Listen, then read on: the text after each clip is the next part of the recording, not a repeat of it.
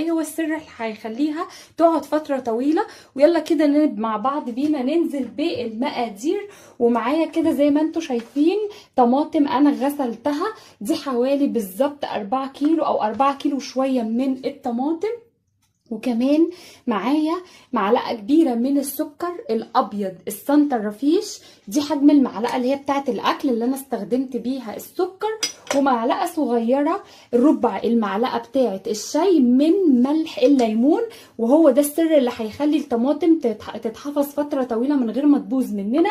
وكمان معلقه كبيره من الملح، وهستخدم النهارده ملح قليل الصوديوم. وزي ما انتم شايفين دي كده المقادير، مفيش اكتر من كده. ولترين من الميه، وبرطمانات زجاجيه فاضيه ومغسوله وناشفه ومتعقمه في الفرن.